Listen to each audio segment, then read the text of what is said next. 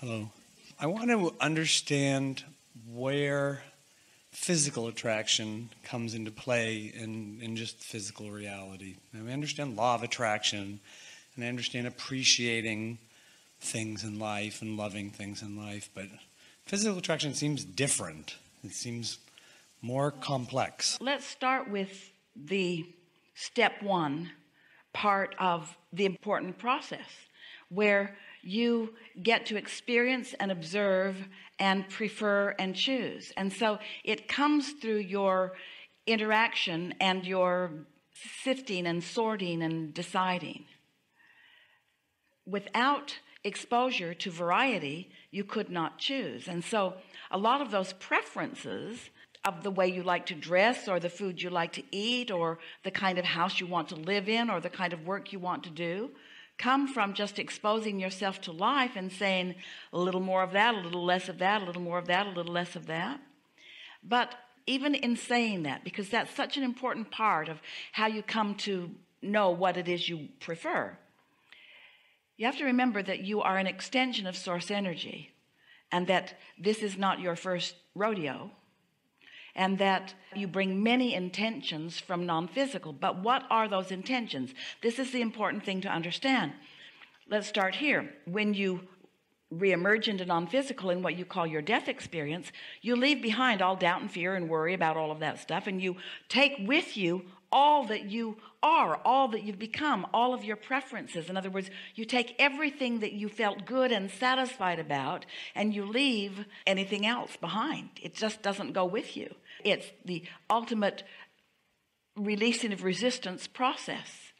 And further, as in the first question that we began with today, you reemerge into this consciousness that is also all of that. And so as you blend together in all that you are and all that you have been and all that we are and all that we have been and all this newness that you have just brought with you, now you are this even more expanded, even more joyful, even more evolved, even more pure positive energy, liquid love being. And so from that vantage point, then you reemerge again. And so the blending of all of this knowing of who you are, all of this utter knowing of your worthiness, all of your expectation of living happily ever after, all of this knowing of your value and eagerness about getting into this so that you can live the satisfying life that this life promises to be, all of that comes with you.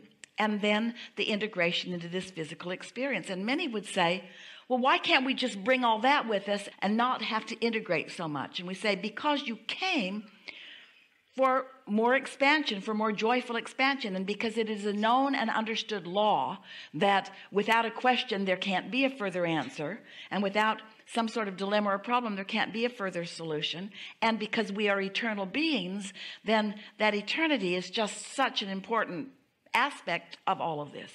You've heard us say, we know you have because you've been banging around with us for a long time, a triad of intentions that you are born with, of freedom and growth and joy.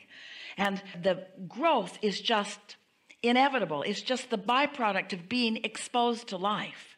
And the freedom is actually inevitable too, because you are so free that you can choose bondage. The freedom just is, whether you perceive it or accept it or acknowledge it or not.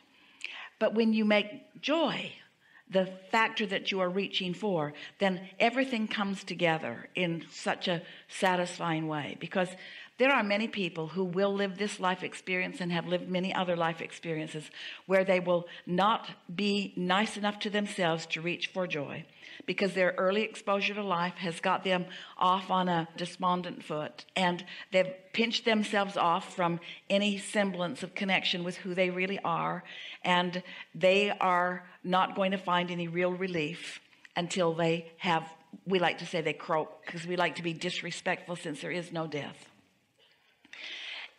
And we just don't think that you should have to reemerge into non-physical to experience what you came here to experience.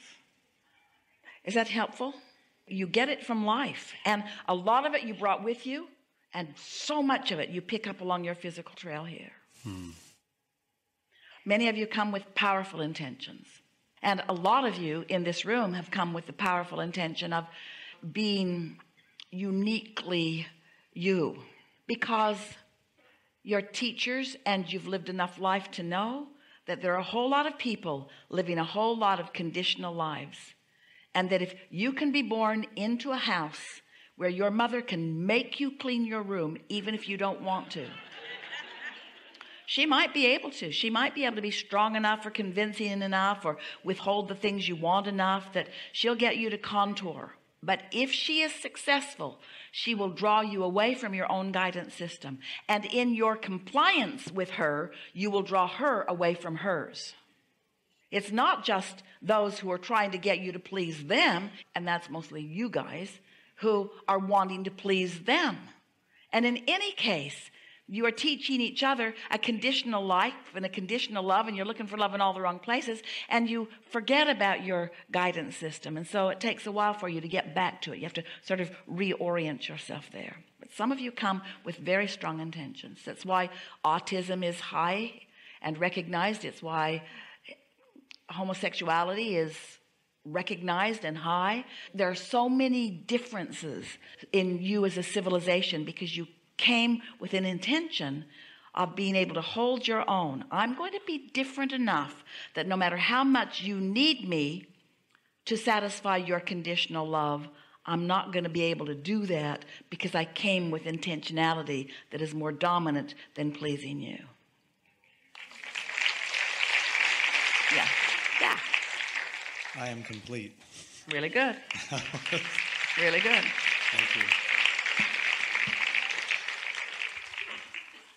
You're just getting warmed up, and we're almost at the end of the